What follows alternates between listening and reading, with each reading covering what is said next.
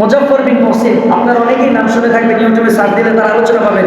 সে এই শবে বরাতের রজনীটাকে সুস্পষ্ট সহিহ হাদিস থাকা সত্ত্বেও এই রজনীটাকে দুর্গাপূজার সাথে তুলনা করেছে। সকলে বলেন নাউজুবিল্লাহ। এই ব্যক্তি আল্লাহ রাসূল সাল্লাল্লাহু আলাইহি ওয়াসাল্লামের সুস্পষ্ট সহিহ সনদে হাদিস থাকা সত্ত্বেও এই দিবস সম্পর্কে এই ব্যক্তি এই রজনীটাকে দুর্গাপূজার সাথে তুলনা করার মাধ্যমে আর যাই হোক এই ব্যক্তি বেঈমান এবং নাস্তিক মুরতাদ হয়ে গিয়েছে। কথা বলেন ঠিক কিনা? প্রথম জুমাতেও শাবান মাসের আমি আপনাদের সম্মুখে সহিহ মুসলিম শরীফের 1156 নম্বর হাদিস উদ্ধৃতি দিয়ে আপনাদের সম্মুখে আলোচনা পেশ করেছিলাম। আত-তারগীব ওয়াত তারহীব নামক কিতাবের 4218 নম্বর হাদিস আপনাদের সম্মুখে আলোচনা করেছিলাম। আজকে আপনাদের সম্মুখে কিছু মনের ব্যথা উপস্থাপন করার ইচ্ছা পোষণ করেছি। আজকে মূলত ইবাদতের রাত্র, এই রাত্রতে আলোচনা করে কাটানোর মতো রাত্র না, তারপরও ক্ষেত্র বিশেষ অনেক সময় আলোচনা করা লাগে। আমরা অনেক সময় বলছি না কিভাবে আমল করতে হবে। বিভিন্ন ধরনের এখন ফিতনার যুগ চলতেছে, বিভিন্ন ধরনের বিভ্রান্তিকর আলোচনা অনেক আলেমদের থেকেও আসে। কথা বলেন ঠিক কিনা? এই জন্য এই সমস্ত ভ্রান্ত আকীদা এবং ভ্রান্ত আলোচনা থেকে আমাদেরকে ফিরে আসতে হবে।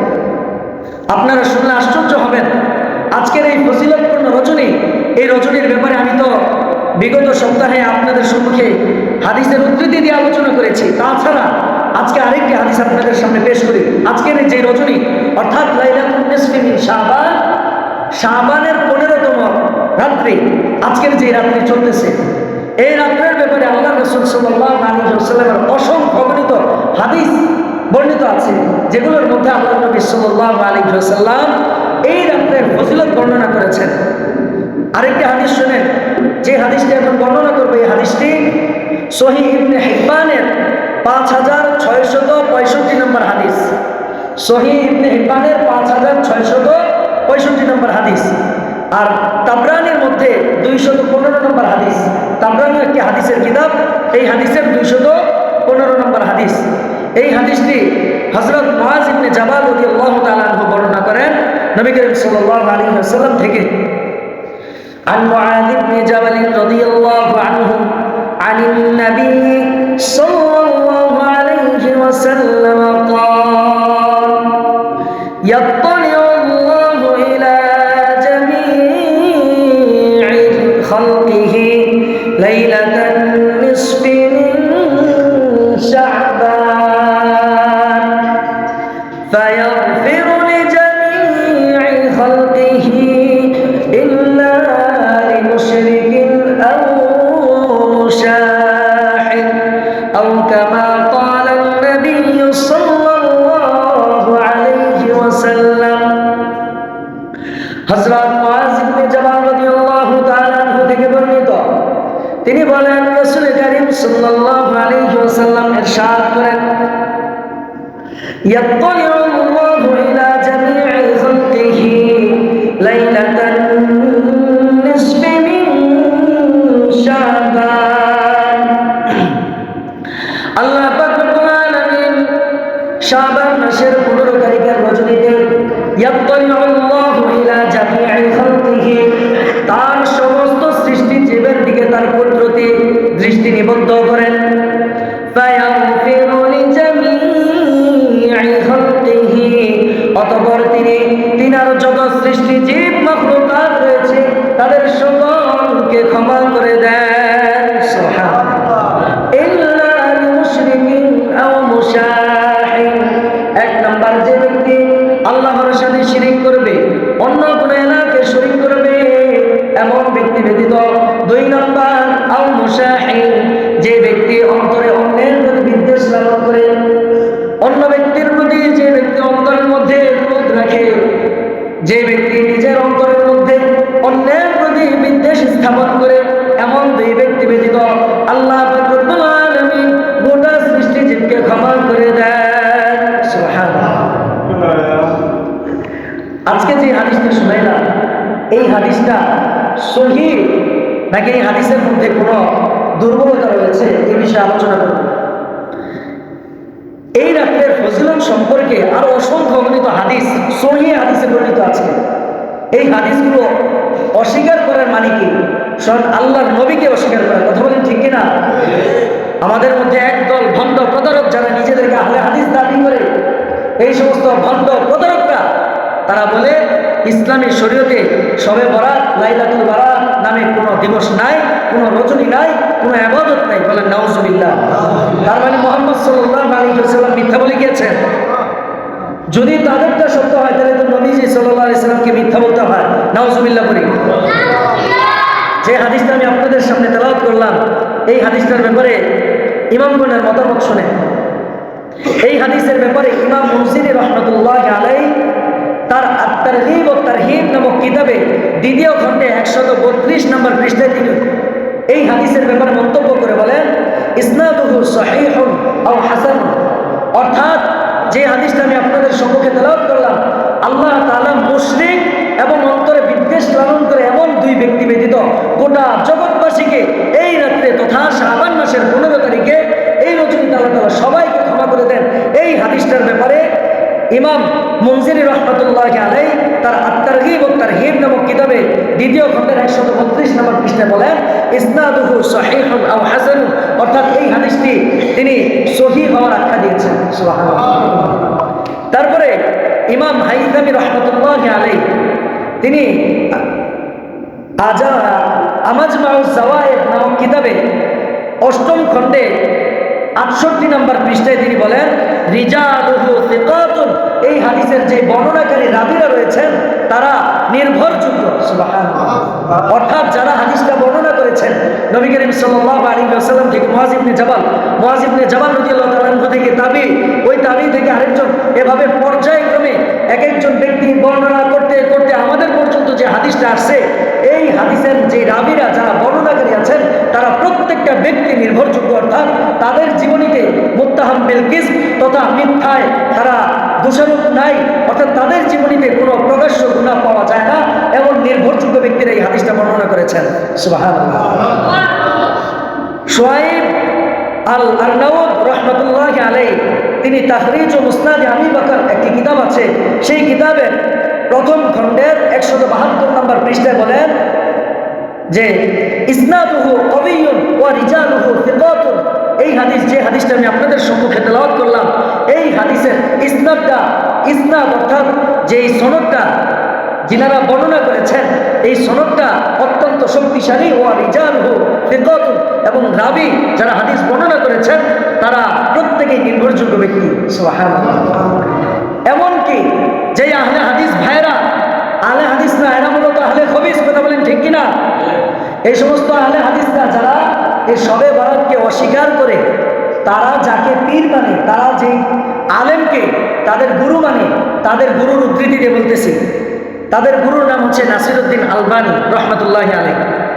সেই নাসিরউদ্দিন আলবানী রহমতুল্লাহি আলাইহি তার কিতাব ইসনাহুল মাসাজিদ, এই কিতাবের 99 নম্বর পৃষ্ঠায় তিনি বলেন, ওয়া রিজালুহু সিকাতুন ওয়াল হাদিসু সহিহুন। এই হাদিসের ব্যাপারে, এই হাদিসটা তিনি তার কিতাবে 3টা কিতাবে তিনি উল্লেখ করেছেন। 3টা কিতাবের মধ্যে তিনি বলেছেন রিজালুহু সিকাতুন ওয়াল হাদিসু সহিহুন।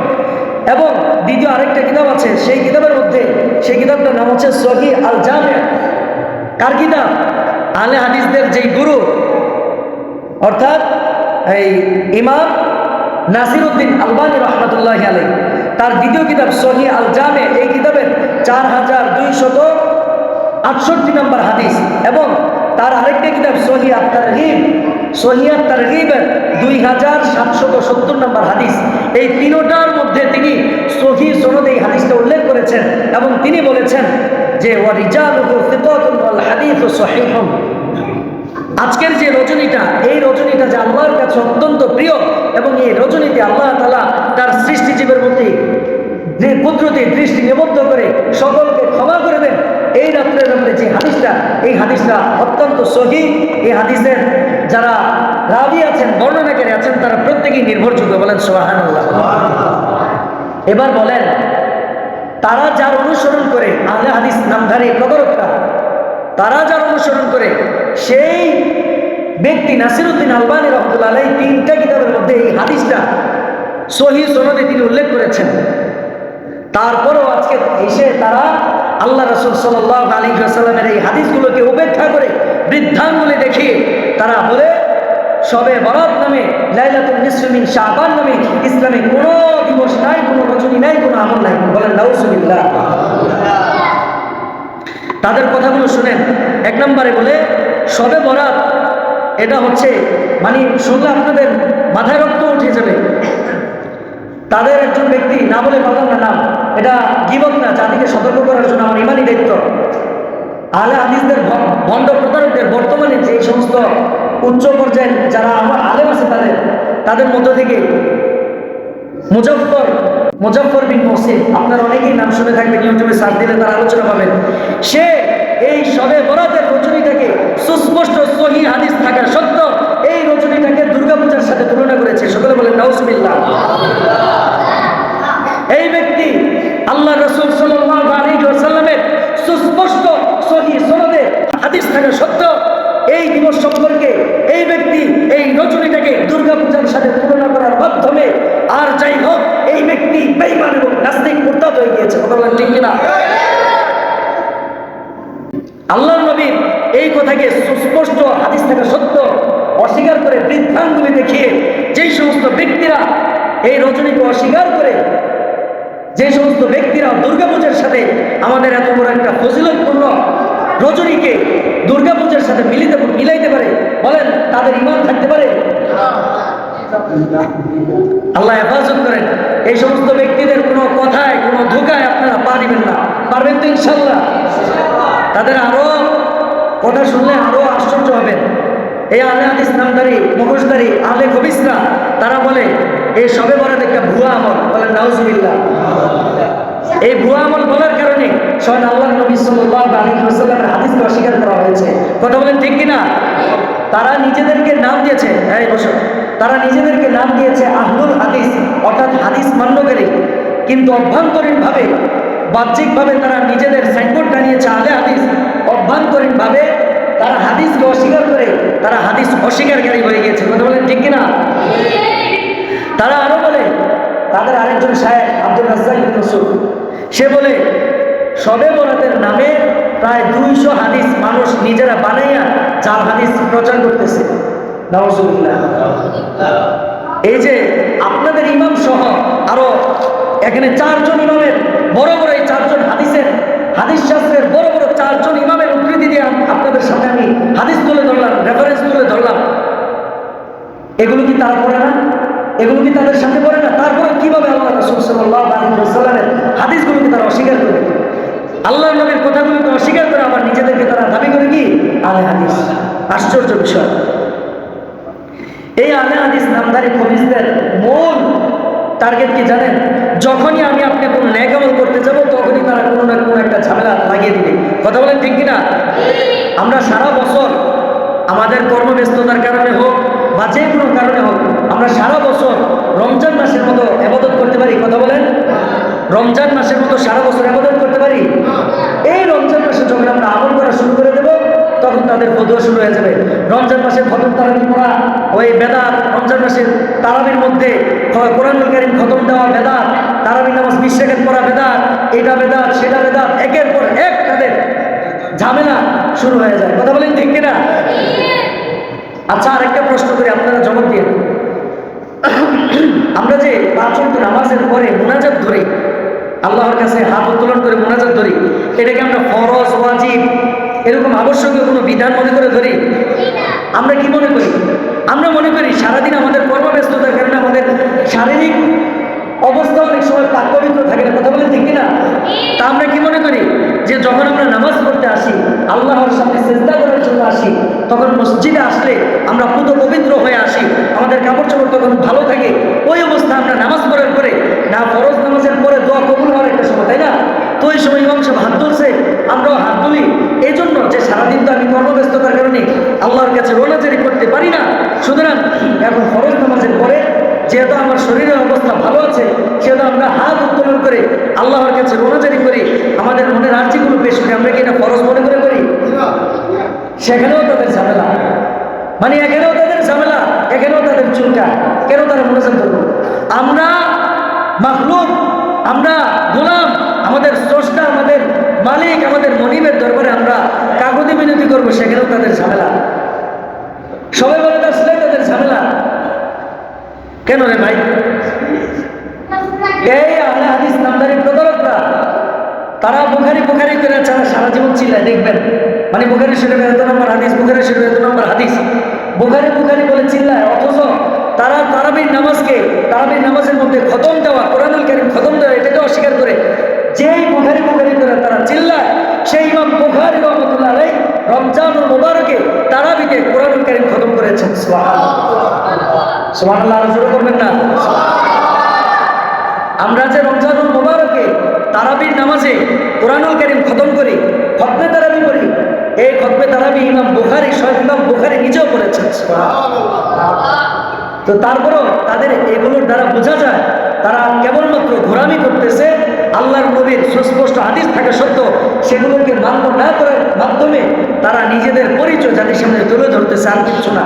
তো এই জন্য আমি আমার মুসল্লিদেরকে আপনার উদারতা আহ্বান করবো, এই সমস্ত আহলে হাদিস নামধারী প্রতারকরা যখনই আপনাদেরকে কোনো কিছু বুঝাইতে আসবে, এভাবে নামাজ করতে হয়, এভাবে আমল করতে হয়, তখন তাদের কথায় পা না দিয়ে ইনশাআল্লাহ আজিজ হক্কানি আলেমদের সাথে পরামর্শ করবেন।